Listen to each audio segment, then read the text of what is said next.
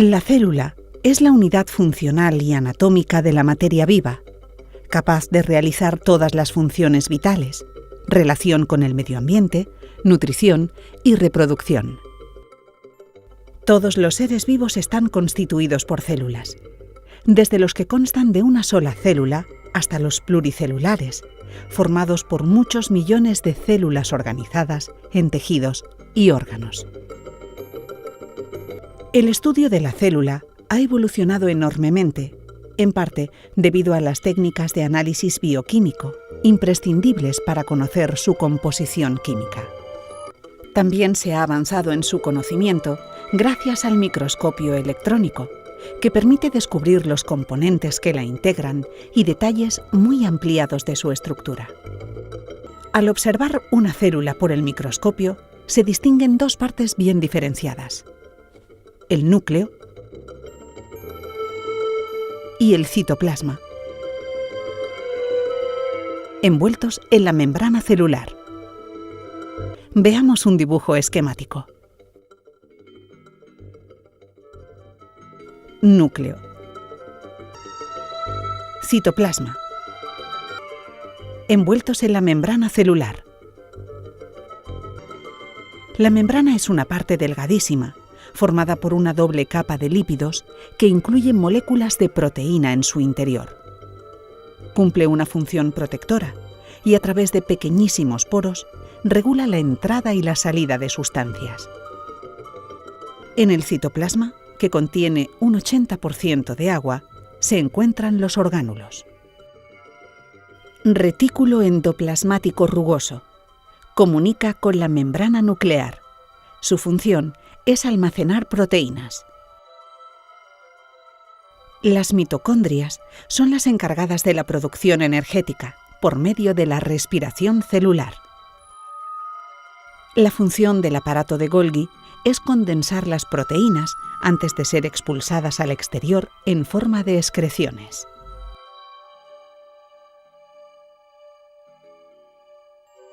Lisosomas son las encargadas de digerir las moléculas que llegan a través de la membrana.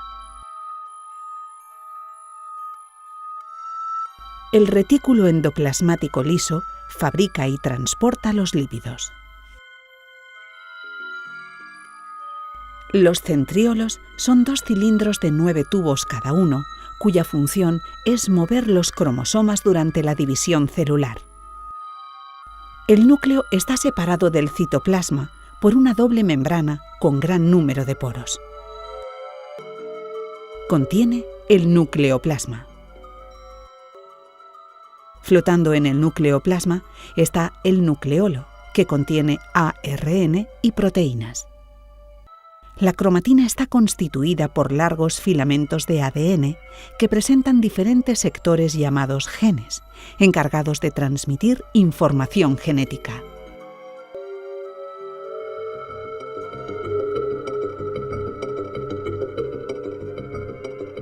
A partir de la célula madre se originan nuevas células hijas. Este proceso de reproducción celular o mitosis se divide convencionalmente en 4 fases: profase, metafase, anafase, telofase. Visto a través del microscopio. Veamos el proceso representado por dibujos esquemáticos. El estado de reposo entre dos procesos sucesivos se denomina interfase. En la fase inicial de la mitosis se mueven los centriolos que se han duplicado. Desaparece el nucleolo.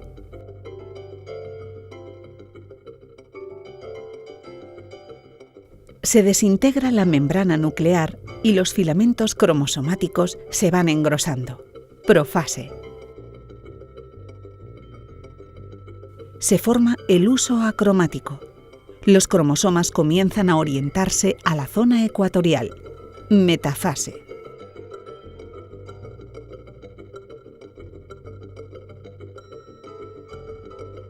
En la anafase se produce la división de los cromosomas que se dirigen a polos opuestos de la célula, anafase.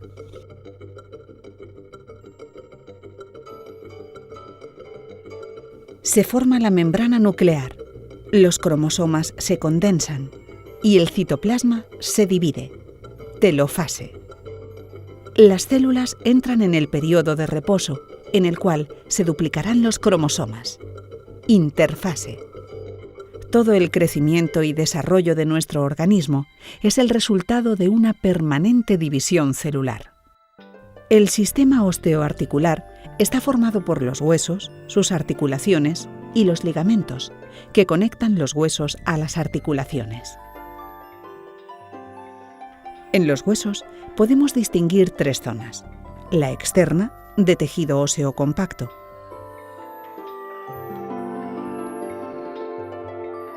la interna, de tejido óseo esponjoso;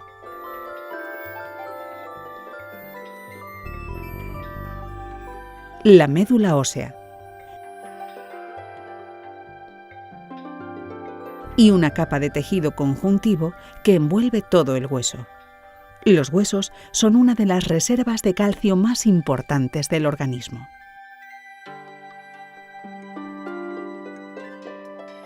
Entre los huesos del cuerpo humano, en primer lugar, debemos destacar la columna vertebral, verdadero pilar del cuerpo, formada por una sucesión de vértebras muy resistentes que posibilitan una serie de movimientos y flexiones y protegen la médula ósea.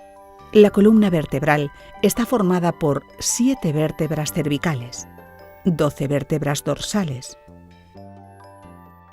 5 vértebras lumbares, el sacro y el coxis.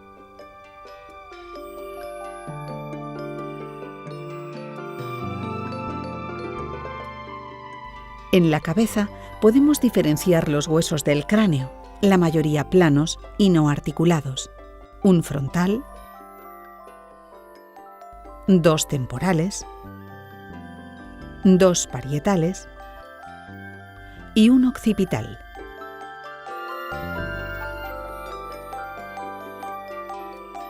En la cara, la mayoría de las articulaciones son fijas. Podemos observar 2 cavidades orbitarias, 2 fosas nasales, 2 malares,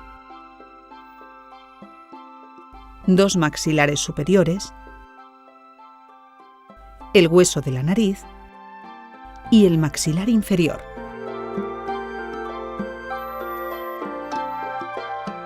En la parte del tronco podemos observar la caja torácica, formada por 7 pares de costillas, llamadas verdaderas, 3 pares, incorrectamente llamadas falsas, 2 pares de costillas flotantes y el esternón.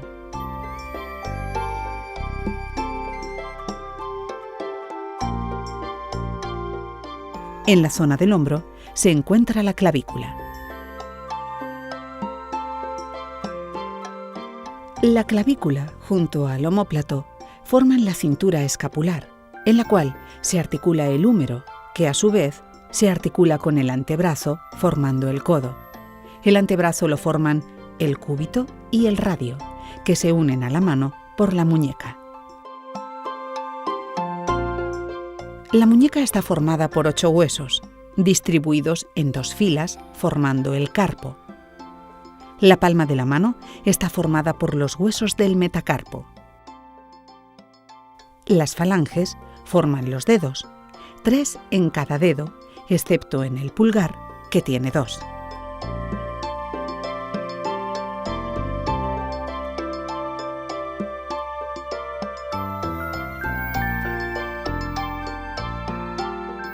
En las extremidades inferiores, el ilión y el isquión están soldados al pubis, formando la cintura pelviana, cadera, que se articula por detrás con el sacro. El hueso del muslo, fémur, se articula a su vez con la cadera en la parte superior y en la inferior con la rodilla mediante la rótula. Desde la rodilla, la tibia y el peroné se articulan con el tobillo.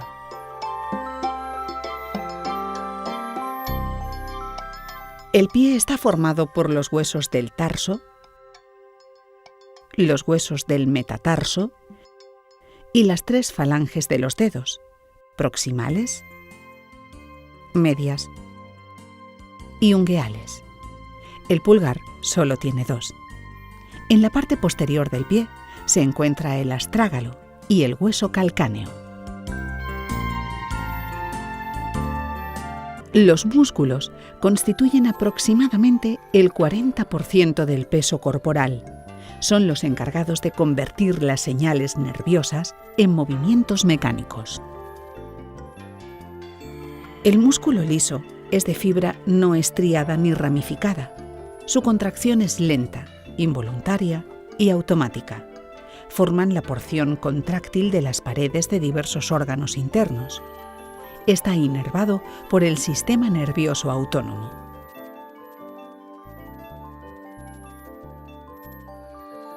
El músculo cardíaco, responsable del movimiento del corazón, forma las paredes de este y, aunque estriado, es de contracción involuntaria. Está inervado por el sistema nervioso autónomo.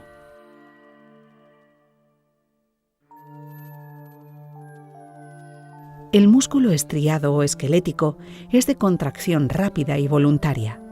Su fibra presenta estrías transversales.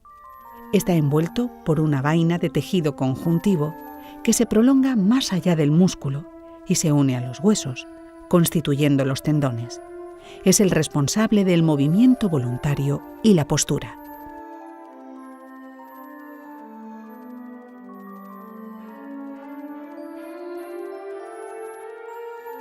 Para realizar un movimiento, los músculos se contraen, se acortan en longitud y se ensanchan. Cuando acaba el movimiento, vuelven a su longitud inicial. Trabajan de 2 en 2. Mientras uno se contrae, el otro se relaja. Los músculos no se estiran, solo se contraen y se relajan. Veamos algunos de los músculos más importantes de la cabeza. Frontal. Arruga la frente y eleva las cejas. Occipital. Casi no tiene movimiento. Temporales. Elevan la mandíbula inferior. Auriculares. Casi no tienen movimiento.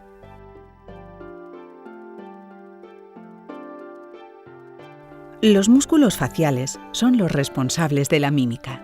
No se unen directamente a ningún hueso, sino que están ligados entre sí.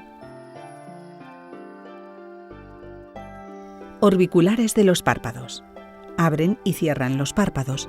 Son los más rápidos del cuerpo. Orbiculares de los labios. Mueven los labios. Cigomáticos. Elevan los labios.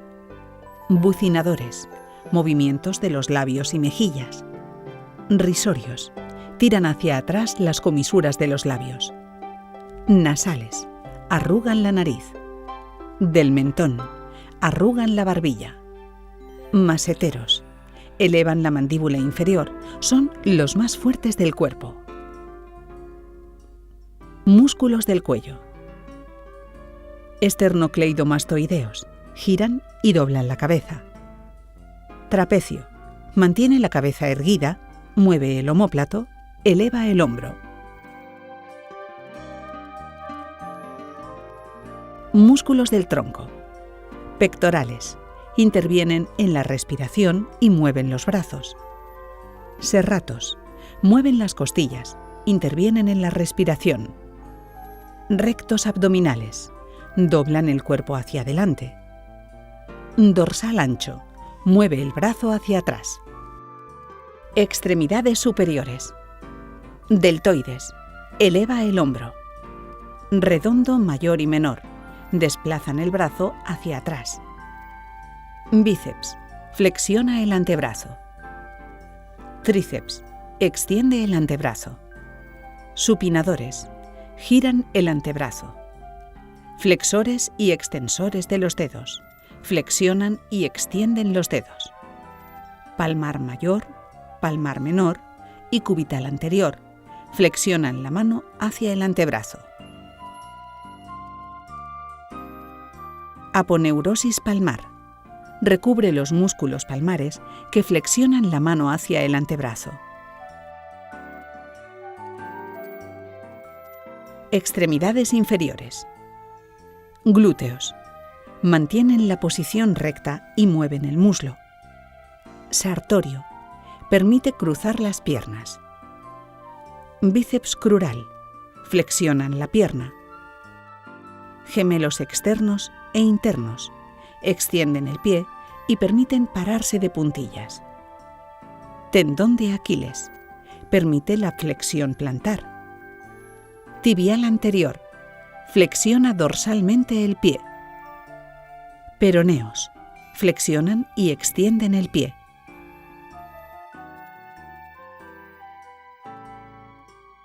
Ligamento anular del tarso. Interóseos del pie. Movimientos de los dedos del pie. Veamos a continuación el efecto que una de las técnicas estéticas más importantes, el masaje, tiene sobre el sistema muscular. Con el masaje, aumenta la excitabilidad muscular al estimular las terminaciones nerviosas de los músculos. Con movimientos rápidos, se estimula la contracción muscular. Con movimientos lentos y rítmicos, se obtiene la relajación muscular.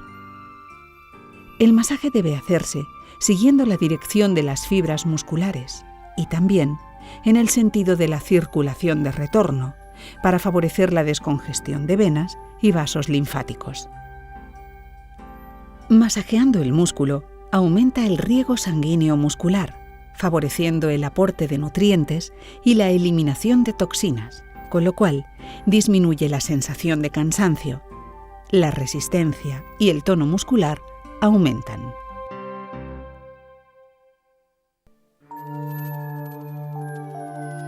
De todos los sistemas del cuerpo, el nervioso es el más complejo y junto con el endocrino controla todas las acciones del cuerpo, poniendo en contacto las células sensoriales con los estímulos recibidos y transmitiendo dicha información al cerebro, que la analiza y da una respuesta en forma de orden a los órganos correspondientes.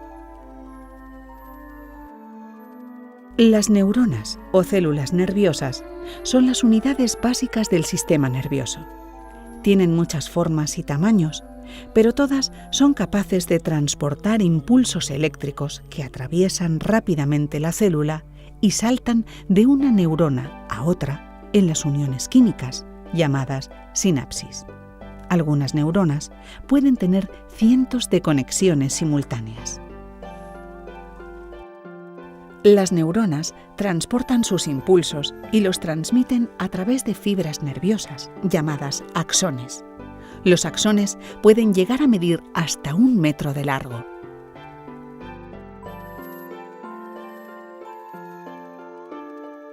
El sistema nervioso se divide en 2 partes, el sistema central y el periférico.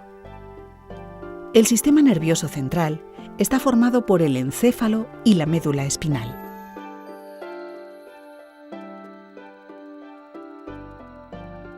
El encéfalo, a su vez, está formado por el cerebro, el cerebelo, que coordina el movimiento y el equilibrio, y el bulbo raquídeo, prolongación de la médula espinal. El cerebro representa el 85% del peso del encéfalo. Es una de las partes más delicadas del cuerpo. Se divide en diferentes lóbulos. Lóbulo frontal, responsable del pensamiento, las emociones, el habla y los movimientos voluntarios. Lóbulo parietal. Percibe sensaciones como el tacto o el dolor. Lóbulo occipital. Detecta e interpreta imágenes visuales. Lóbulo temporal. Reconoce sonidos y ayuda al almacenamiento de memoria.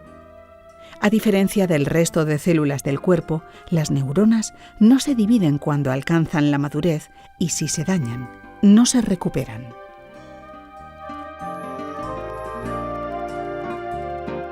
El sistema nervioso periférico lo componen los nervios que se extienden desde el encéfalo y la médula espinal y que llevan mensajes al resto del cuerpo.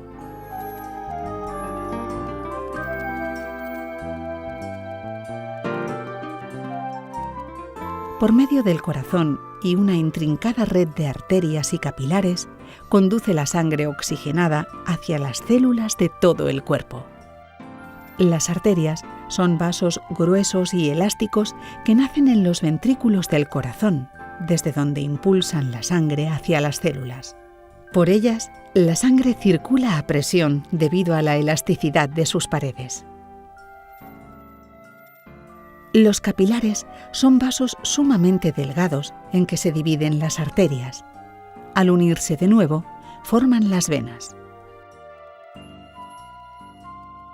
La red venosa reconduce nuevamente al corazón la sangre ya desprovista de oxígeno y portadora de dióxido de carbono. Desde el corazón es impulsada a los pulmones, donde vuelve a oxigenarse. Las paredes de las venas son poco elásticas y cada cierto espacio tienen válvulas interiores que impiden que la sangre retroceda.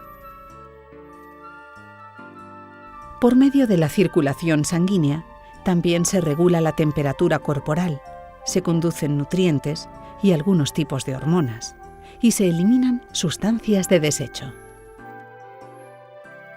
El masaje contribuye a activar la circulación sanguínea, incrementando en consecuencia el aporte de oxígeno y nutrientes a las células y la eliminación de toxinas. También, el ejercicio físico, moderado y regular, es importante para activar la circulación sanguínea.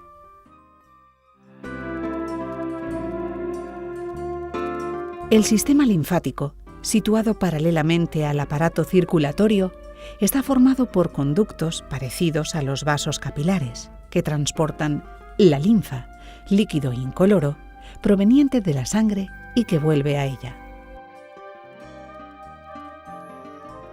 La linfa recoge los residuos que se encuentran en el líquido intersticial que rodea las células, microorganismos, restos celulares, proteínas, etc., provenientes del plasma.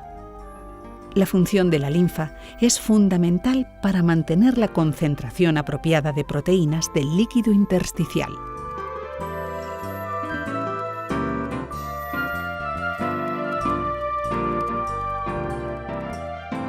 Los vasos linfáticos, igual que las venas, poseen válvulas que impiden que la linfa retroceda en su lento recorrido unidireccional hacia el corazón.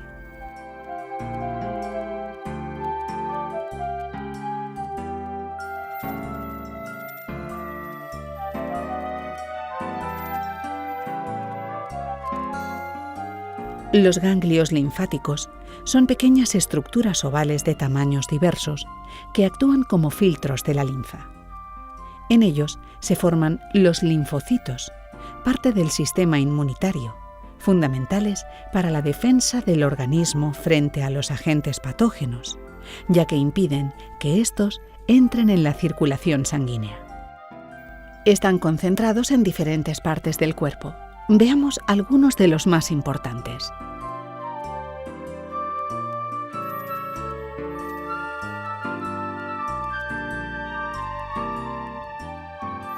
En la zona de las ingles se encuentran los ganglios inguinales.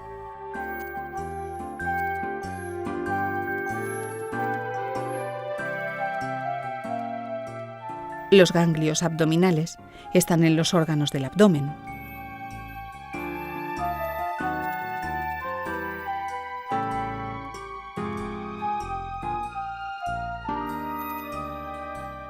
En la parte media del tórax se encuentran los paraesternales.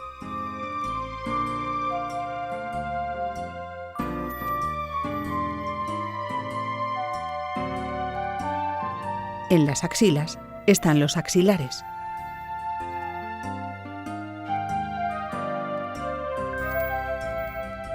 En los ganglios situados a ambos lados del cuello tiene lugar el drenaje del sistema linfático al venoso.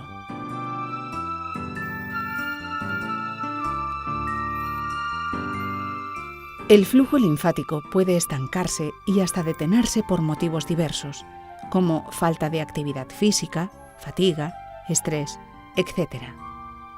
Cuando esto sucede, se acumulan toxinas que pueden producir problemas físicos diversos.